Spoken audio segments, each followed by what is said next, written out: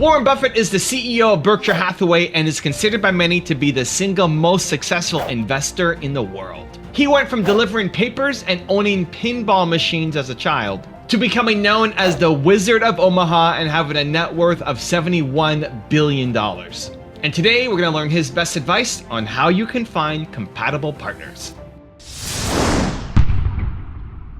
Rise and shine, it's Entspresso time. I wake up every morning. Espresso keep me going. I wake up every morning. Hey, it's Carmichael, and every morning I bring you a shot of Entspresso to help you believe in yourself more and start your day with confidence. So good morning, I believe in you, and let's do this. Over to you, Warren Buffett. If you go back to when I started my partnership in 1956 that Berkshire came out of, there were 7 people sitting there at a table having dinner, relatives primarily, and I said, here's the partnership agreement. It's done under Nebraska law. It's 4 or 5 pages. You don't need to read it. But I said, here's a little half-page, what I call the ground rules. And I want you to read these. And if you feel okay about that, about the interaction, what the expectations are, and all of that sort of thing, then we'll join forces. And if you don't, it's fine. Other people have, but we shouldn't be partners. I mean, if I'm going to have a partnership with somebody, I want it to be compatible. It is, and when you have a public company, you can't control who comes in. I can't control some guy that comes in and thinks we're going to pay big dividends or split the stock or something like that. So by my actions and my communications and everything, I want to attract the people that, from the public market, that I want, and I want to keep the others away. Costco was built. Saul Price, who started the Price Club and that thing, he sat down and figured out the customer he didn't want. And he set up a system that would keep away the customer he didn't want. Who did he not want? He didn't want somebody buying a quart of milk with somebody behind him with a basket of $200 worth of goods waiting for that.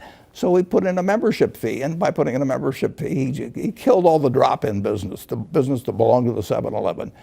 We want Berkshire to keep out people who have expectations about us that are different than ours. I mean, good for them, and I hope they find somebody they fit.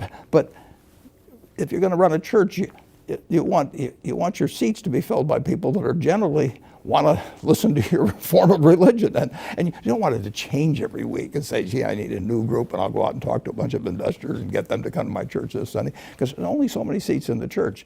There's 1,645,000 or so A equivalent shares, and those are the seats, and I want them occupied by people that are on the same page I am. The key to successful relationships is shared values. Business partnerships, personal relationships, hiring employees. Too often we make a list of the pros and cons for these people, of what they can do versus what they can't do. And we miss the most important thing that matters is, do you actually have shared values? If you have a business partner who has all the skills that you need, matches up perfectly with what your skills are, but you don't have similar values, your business is not going to work out. Now, I wrote a whole book on this. It's called Your One Word. Let me find it here. Your One Word. Normally, I'm promoting Built to Serve mode because I think this is the book that all entrepreneurs need to read. But for the shared value stuff, this is how to find your most important core value and then turn it into a business. And it shares example after example after example of different businesses, from a $50,000 full-time business to somebody who's multi-million-dollar business every year, and how they built their business around their most important core value. So the idea is, find your one word, find your most important core value, and then build the whole business around it so you can attract the people that you want to your company. When I am posting a job ad, for example, we're closing on 30 people. I got to check now for the team how many we have, but closing on 30 people on the team. And whenever we post an ad, we just did one the other day, we always lead with believe. I'm looking for an animator who believes in entrepreneurs. That's the headline. So my most important core value is believe, if you don't know already by now. I'm looking for an animator. This is the title of the job ad. I'm looking for an animator who believes in entrepreneurs. Right away, some people will look at that and say, that's ridiculous. Believes in entrepreneurs. Great, don't apply. Right? We're not going to work well together. You could be the greatest animator in the world, but if you don't like what I stand for, we're not going to work well together. And my goal is not to shift you and make you suddenly believe in entrepreneurs. I want to attract the people who love that. Some people will look at that and say, that's cool. Most of these jobs are just saying animator, but this guy cares about entrepreneurs. I love entrepreneurs too. I want to help create art that helps them believe in themselves. Then if you go through the job description, it'll just talk about believe, what the mission is, what we're trying to accomplish. Like multiple sentences just talking about believe before we even get to what the job is going to be, right? Then we'll talk about what the job is, what they're going to be doing on a day-to-day basis. But we lead with believe. It's oozing believe. I want people to love the job ad and work harder to apply for my job, or be turned off, disgusted, and want to go somewhere else. You need to do your part to stand out as a business. That's why I wrote this. That's why this is a good book, guys. I mean, I've been so built to serve mode, I kind of forgot about your one word, but this is a really good book. So finding your most important core value and then turning it into an entire business. So are you leading with your core value? Because I want to attract not just employees who want to believe in people. I want to attract an audience. I want to attract customers. I want to attract suppliers. I want to attract media. I want to attract partnerships who believe in entrepreneurs. And if you're putting it out there and you're front and center with it, people will self-eliminate out and self-select in. And so when you figure out what your most important core value is, then it should be a part of everything that you do. This isn't just a marketing strategy. This isn't just a hiring strategy. It's not just a way to find a partner. It's everything, because it's how you live your life. Because believe isn't just, I have my believe jacket that I wear and now I'm believe man. And then when I take it off, I'm just somebody else, right? Believe equals Evan Carmichael. Finding what that is for you and then putting it into everything that you create will attract so much better people into your life. Not that they're better humans, but they're better for you, so you can run that parallel course and go really far, really fast together around your shared values. So I've got a 3-step process that I think will help you. But before that, if you want to learn how to have more self-love and learn from billionaires every day, check out my 254 series. They're free. The link to join are in the description below. Investing in yourself is the best thing you can do. Anything that improves your own talents. Like, nobody can take it away from you. They can run up huge deficits and the dollar can become worth far less. You can have all kinds of things happen. It's important to associate with people that are better than yourself. They made us do all these crazy things to get out of ourselves, and so we stood on tables and did all kinds of things. Okay, let's do it. Let's figure out how to find our shared values and then build a business around it. 3 steps. Let's go. Step number 1 is ask yourself, what is your most important core value? Do you know what it is? Do you already know? I mean, humans are built off of values, but we have one core value that is more important than the others, right? For me, it's belief. It's not that I don't value freedom or honesty or courage or other things. Those are all great, but belief is above all the others. What is that one most important core value for you? It's actually empowering. It's actually freedom to figure that out, as opposed to trying to live your life by 10 core values that you can never remember. What's the one single most important one? Both these books go through it. This one in crazy a lot of detail and then turn into a business. This one then pivots into actually be able to serve the world through it. But whether you use my books or you already know your single most important core value, what is it? Get clarity on it. It'll serve you for life. And one of the most important things, people talk about self-awareness, why it's so important. This is it. This is the foundation of self-awareness. What is your single most important core value? Write it down, figure it out. Step number 2 is, where do you need to live it more?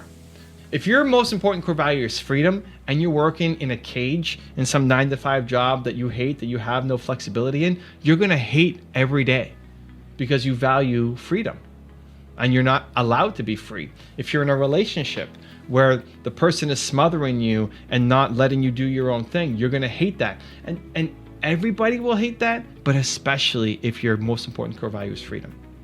If your most important core value is stability or creativity, like, those are 2 totally different people. Someone who values stability and routine, and that's what they love the most, and somebody who values creativity and expression, that's what they value the most. It's just totally different lifestyles that those people want to run. Totally different businesses that they want to run, totally different relationships that they want to have, totally different partners that they need to attract. And right now, we just treat it as all equal. It's like, all I care is that you have programming skills and I have operation skills, or you have sales skills and I have production skills. Like, you're missing it. You're missing it. You have to first look at, do we have shared values? And then look at, do we have complementary skill sets? right? So look at your life and see where in your life and your business are you out of alignment with what you said was your most important core value. Because when you can start to fix those, you'll have a lot more momentum, you'll have a lot more impact, you'll have a lot more happiness, a lot more purpose, and a lot more money too. And then step number 3 is how can you express it outwardly more? So this isn't just for you to know what you should do, it's also to attract the right people to you. And so if you're outwardly expressing it, there's a difference between knowing what you're about and then sharing what you're about. When I share that I'm about believe, some people never want to watch one of my YouTube videos. Some people never want to read one of my books, would never want to visit my website, would never come to one of my speaking gigs because I'm sharing it. It's out front and center, believe. When you share it, it allows that magnetic pull for some people who are completely aligned with you and retraction for the people who don't want to be anywhere near you. And that's a great thing. The intent isn't to go off and start to offend people, hopefully, or I've never had somebody's core value be something really negative like death or hate or something. It's always something positive and aspirational. But when you start to share it more and put it out into the public and put it on your website and put it in your social media and lead with it in your conversations, you'll start to bring people in that you never thought would ever find you.